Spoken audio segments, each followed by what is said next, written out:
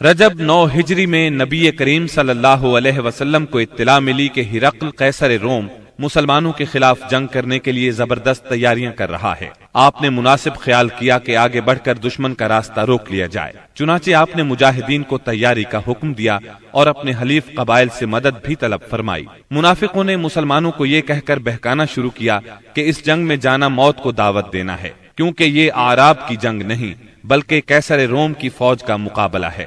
رسول اللہ صلی اللہ علیہ وسلم نے مالداروں کو غریب لوگوں کی تیاری میں مدد دینے کی ترغیب دی۔ مالدار حضرات سے جو کچھ ہو سکا لے آئے۔ سب سے پہلے سیدنا ابو بکر صدیق رضی اللہ عنہ اپنا سارا مال لے آئے، یہ 4000 درہم تھے۔ رسول اللہ صلی اللہ علیہ وسلم نے پوچھا، اپنے اہل کے لیے بھی کچھ باقی چھوڑا ہے؟ سیدنا ابو بکر صدیق رضی اللہ عنہ نے جواب میں عرض کیا، ان کے لیے اللہ اور اس کے رسول کو چھوڑا ہے۔ سیدنا عمر رضی اللہ عنہ اپنا آدھا مال لائے۔ سیدنا عثمان بن عفان رضی اللہ عنہ کے متعلق کہا جاتا ہے کہ انہوں نے 10,000 دینار، پالان اور کجاوے سمیت 300 اونٹ اور 50 گھوڑے دیے۔ اس پر نبی کریم صلی اللہ علیہ وسلم نے ان کے بارے میں فرمایا، آج کے بعد عثمان جو بھی کریں انہیں نقصان نہیں ہوگا۔ اس کے بعد عثمان رضی اللہ عنہ نے پھر صدقہ کیا، پھر اور صدقہ کیا، یہاں تک کہ ان کے صدقے کی مقدار نقدی کے علاوہ 900 اونٹ اور 100 گھوڑے تک جا پہنچی۔ سیدنا عبد الرحمن بن عوف رضی اللہ عنہ 200 اوقیہ یعنی 8000 درہم کے برابر چاندی لائے۔ سیدنا عباس رضی اللہ عنہ بہت سا مال لائے۔ سیدنا طلحہ، سعد بن عبادہ اور محمد بن مسلمہ وغیرہ بھی مال لے کر آئے۔ سیدنا عاصم بن عدی رضی اللہ عنہ 90 وسق یعنی 13,500 کلو کھجوریں لائے۔ باقی صحابہ نے بھی اپنی اپنی بساط کے مطابق بڑھ چڑھ کر صدقات کی لائن لگا دی، یہاں تک کہ عورتوں نے بھی اپنے زیورات اتار اتار کر آپ کی خدمت میں بھیج دیے۔ تنگ دست صحابہ کرام آپ صلی اللہ علیہ وسلم سے سواری طلب کرنے کے لیے آئے۔ آپ نے فرمایا، میں کچھ نہیں پاتا جس پر آپ لوگوں کو سوار کروں۔ وہ اس حالت میں واپس لوٹے کہ ان کی آنکھیں آنسو بہا رہی تھیں، اس لیے کہ وہ کچھ خرچ کرنے کو بھی نہ پا سکے۔ چنانچہ ان حضرات کو سیدنا عباس اور سیدنا عثمان رضی اللہ عنہما نے تیار کیا۔ نبی کریم صلی اللہ علیہ وسلم نے مدینہ منورہ کا انتظام محمد بن مسلمہ کو سونپا۔ بال بچوں پر سیدنا علی رضی اللہ عنہ کو مقرر فرمایا، خود لشکر لے کر تبوک کی طرف روانہ ہوئے۔ تبوک شام کی سرحد پر واقع ہے۔ نبی کریم صلی اللہ علیہ وسلم نے سب سے بڑا علم سیدنا ابو بکر صدیق رضی اللہ عنہ کے سپرد کیا اور پھر ہر قبیلے کا جھنڈا اس کے سردار کے حوالے کیا۔ غرض اسلام کا یہ لشکر 14 دن میں تبوک پہنچ گیا۔ جب قیصر روم ہرقل کو مسلمانوں کے جوش، جذبے اور تیاری کی اطلاع ملی تو اس نے جنگ کا ارادہ ترک کر دیا۔ آپ نے 20 روز وہاں قیام فرمایا۔ اسی مقام پر قیصر روم کے ماتحت حکام نے آپ سے امان طلب کر کے جزیہ دینا قبول کیا۔ اس کے بعد لشکر اسلام جنگ کے بغیر اپنا مقصد حاصل کر کے واپس لوٹ آیا۔ منافقین نے مسلمانوں میں پھوٹ ڈالنے کے لیے مسجد قباء کے مقابلے میں مسجد زرار تعمیر کی تھی۔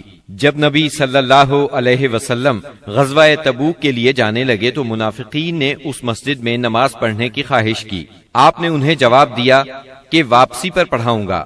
واپسی کی خبر پا کر یہ لوگ آگے بڑھے تاکہ رسول اللہ صلی اللہ علیہ وسلم مسجد زرار میں نماز ادا فرمائیں۔ اس وقت اللہ تعالیٰ نے وحی نازل فرمائی اور اپنے رسول کو مسجد زرار کی حقیقت سے آگاہ فرمایا۔ یہ ذکر سورہ توبہ کی آیات 107 اور 108 میں آیا ہے۔ وحی آنے پر رسول اللہ صلی اللہ علیہ وسلم نے منافقین کی تعمیر کردہ مسجد کو گروا دیا، اس کا تمام سامان جلوا دیا۔ 9 ہجری میں چند واقعات تاریخی نوعیت کے پیش آئے۔ تبوک سے واپسی کے بعد اویمر اجلانی اور ان کی بیوی کے درمیان لعان ہوا۔ غامدیہ نامی ایک عورت آپ کی خدمت میں حاضر ہوئی، اس نے بدکاری کا اقرار کیا۔ آپ نے اسے رجم کرنے کا حکم فرمایا، لیکن وہ بچے کی ماں بننے والی تھی، لہٰذا بچے کی پیدائش کے بعد رجم کیا گیا۔ اسہمہ نجاشی شاہ حبشہ نے وفات پائی اور رسول اللہ صلی اللہ علیہ وسلم نے ان کی غائبانہ نماز جنازہ ادا فرمائی۔ نبی صلی اللہ علیہ وسلم کی صاحبزادی ام کلثوم رضی اللہ عنہا کی وفات ہوئی۔ ان کی وفات پر آپ کو سخت غم ہوا اور آپ نے سیدنا عثمان رضی اللہ عنہ سے فرمایا، اگر میرے ہاں تیسری بیٹی ہوتی تو اس کی شادی بھی میں تم سے کر دیتا۔ تبوک سے رسول اللہ صلی اللہ علیہ وسلم کی واپسی کے بعد منافقین کے سردار عبداللہ بن ابی نے وفات پائی۔ رسول اللہ صلی اللہ علیہ وسلم نے اس کے لیے دعائے مغفرت کی۔ سیدنا عمر رضی اللہ عنہ نے آپ سے عرض کیا آپ اس کی نماز جنازہ نہ پڑھیں، لیکن آپ نے نماز پڑھی۔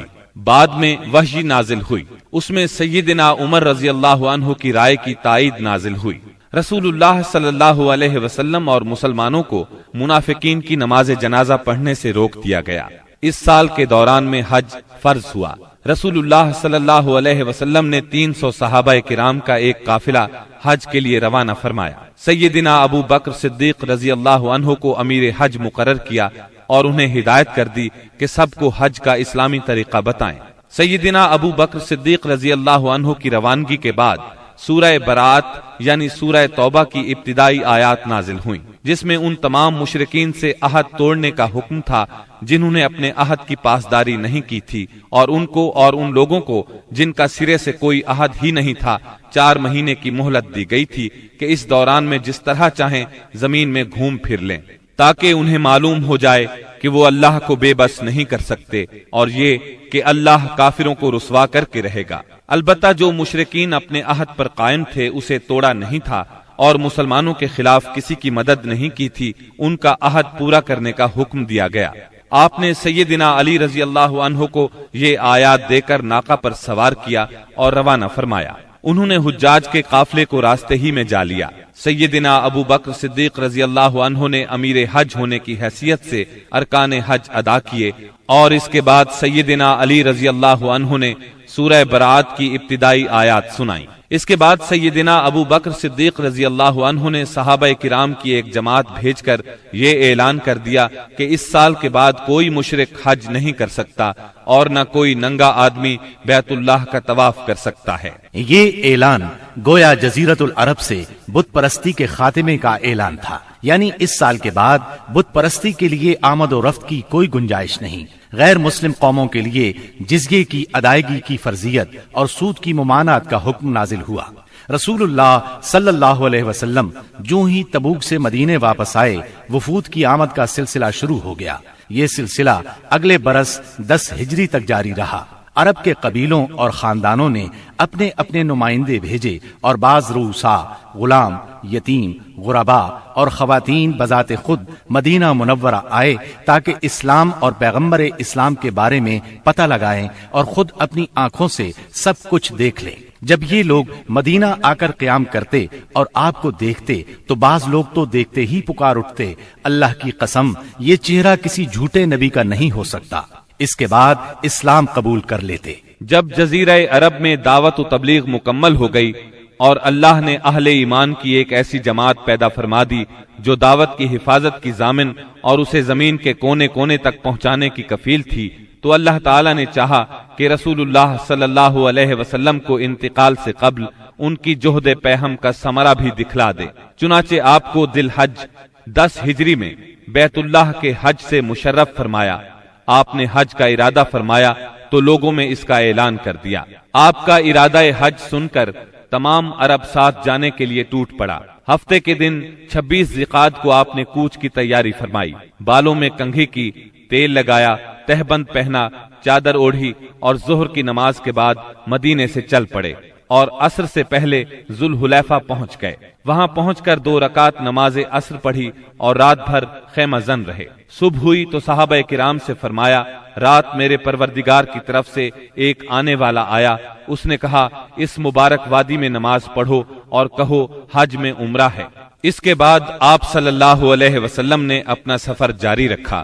ہفتہ بھر بعد مکے کے قریب پہنچے تو ذی طوا میں رات گزاری اور وہیں نماز فجر پڑھ کر غسل فرمایا، پھر مسجد حرام میں داخل ہوئے۔ یہ اتوار 4 ذی الحج کی صبح تھی۔ وہاں حجر اسود کو بوسہ دیا، بیت اللہ کا 7 مرتبہ طواف کیا۔ طواف کے بعد مقام ابراہیم پر نماز پڑھی اور دوبارہ حجر اسود کو بوسہ دیا۔ پھر کوہ صفا پر آئے، صفا اور مروہ کے درمیان سعی کی۔ اس کے بعد اعلان فرمایا، جس شخص کے ساتھ قربانی کا جانور نہ ہو وہ احرام کھول دے۔ 8 ذی الحج ترویہ کے دن آپ مکہ سے مینا تشریف لے گئے۔ اور وہاں 9 ذی الحج کی صبح تک قیام فرمایا۔ ظہر، عصر، مغرب، عشاء اور فجر کی نمازیں وہیں پڑھیں، پھر اتنی دیر ٹھہرے کہ سورج طلوع ہو گیا۔ اس کے بعد عرفہ کو چل پڑے۔ وہاں پہنچے تو وادی نمرہ میں قبہ تیار تھا، اسی میں اترے۔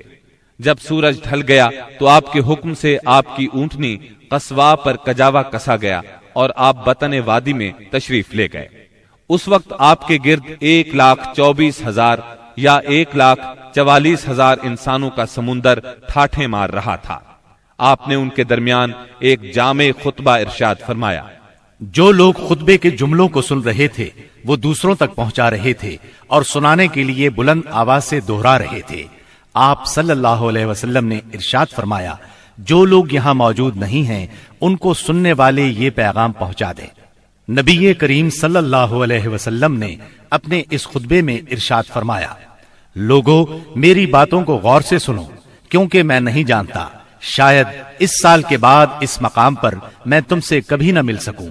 لوگو جیسا کہ یہ دن، یہ مہینہ اور یہ شہر مکہ حرمت والا ہے، اسی طرح ایک دوسرے کے جان و مال تم پر حرام ہے۔ سن لو، جاہلیت کی ہر چیز میرے پاؤں تلے رونت دی گئی، جاہلیت کے خون بھی ختم کر دیے گئے، اور ہمارے خون میں سے پہلا خون ربیعہ بن حارث کے بیٹے کا خون ہے، میں اس کو ختم کر رہا ہوں۔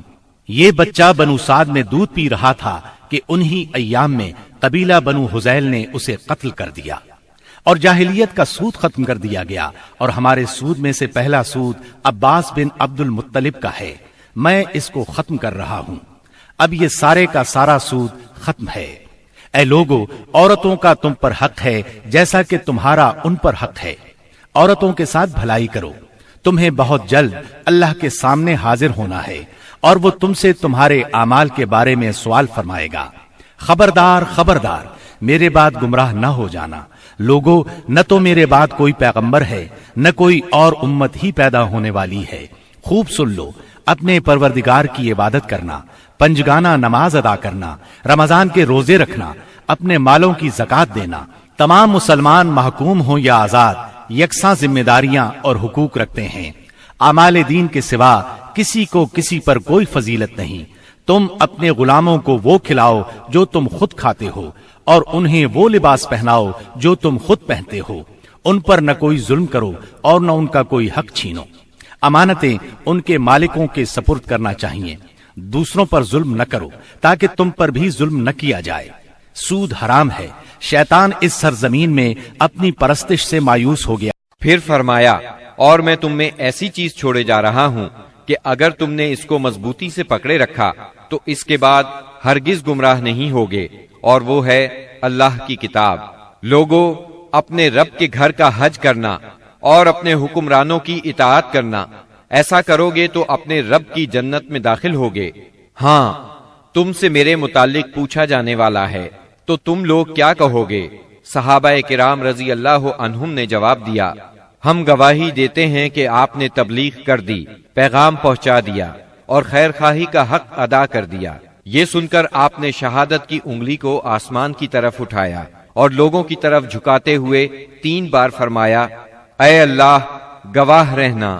آپ کے ارشادات کو ربیعہ بن امیہ بن خلف اپنی بلند آواز سے لوگوں تک پہنچاتے رہے۔ جب آپ خطبہ دینے سے فارغ ہو چکے تو اللہ عز و جل نے میدان عرفات ہی میں تکمیل دین کی آیت نازل فرمائی، آج میں نے تمہارے لیے تمہارا دین مکمل کر دیا اور تم پر اپنی نعمت پوری کر دی، اور تمہارے لیے اسلام کو بحیثیت دین پسند کر لیا۔ سیدنا عمر رضی اللہ عنہ نے یہ آیت سنی تو رونے لگے۔ ان سے پوچھا گیا، آپ کیوں رو رہے ہیں؟ فرمایا، اس لیے کہ کمال کے بعد زوال ہی تو ہے۔ خطبے کے بعد بلال رضی اللہ عنہ نے اذان دی، پھر اقامت کہی۔ رسول اللہ صلی اللہ علیہ وسلم نے ظہر کی نماز پڑھائی۔ اس کے بعد بلال نے پھر اقامت کہی اور آپ نے عصر کی نماز پڑھائی، اور ان دونوں نمازوں کے درمیان کوئی اور نماز نہیں پڑھی۔ اس کے بعد سوار ہو کر آپ جائے وقوف پر تشریف لائے۔ اپنی اونٹنی قصواء کا شکم پہاڑوں کی طرف کیا، اور جبل مشات یعنی پیدل چلنے والوں کی راہ میں واقع ریت کے تودے کو سامنے کیا، اور قبلہ رخ مسلسل اسی حالت میں وقوف فرمایا، یہاں تک کہ سورج غروب ہونے لگا۔ تھوڑی زردی ختم ہوئی پھر سورج کی ٹکیا غائب ہو گئی۔ اس کے بعد آپ نے سیدنا اسامہ رضی اللہ عنہ کو اپنے پیچھے بٹھایا اور وہاں سے روانہ ہو کر مزدلفہ تشریف لائے۔ مزدلفہ میں مغرب اور عشاء کی نمازیں 1 اذان اور 2 اقامت سے پڑھی، درمیان میں کوئی نفل نماز نہیں پڑھی۔ اس کے بعد آپ لیٹ گئے اور طلوع فجر تک لیٹے رہے۔ اس کے بعد آپ نے حج کے باقی امور سر انجام دیے، حتیٰ کہ 13 ذی الحج کو سوار ہو کر خانہ کعبہ تشریف لے گئے، الوداعی طواف کیا اور فجر کی نماز پڑھی۔ پھر مکہ مکرمہ سے نکل کر مدینہ منورہ کی طرف کوچ فرمایا۔ جب مدینہ طیبہ کے قریب پہنچے اور اس کے آثار دکھائی دینے لگے تو 3 بار فرمایا اللہ اکبر، پھر فرمایا لا الہ الا اللہ وحدہ لا شریک لہ لہ الملک ولہ الحمد وہو علی کل شیء قدیر آئبون تائبون عابدون ساجدون لربنا حامدون صدق اللہ وعدہ ونصر عبدہ وہزم الاحزاب وحدہ۔ اللہ کے سوا کوئی معبود نہیں، وہ تنہا ہے، اس کا کوئی شریک نہیں، اسی کے لیے بادشاہت ہے اور اسی کے لیے تعریف، اور وہ ہر چیز پر قادر ہے۔ ہم پلٹنے والے، توبہ کرنے والے، عبادت گزار، سجدہ کرنے والے، اپنے رب کی تعریف کرنے والے ہیں۔ اللہ نے اپنا وعدہ سچ کر دکھایا، اپنے بندے کی مدد کی اور تنہا ساری جماعتوں کو شکست دی۔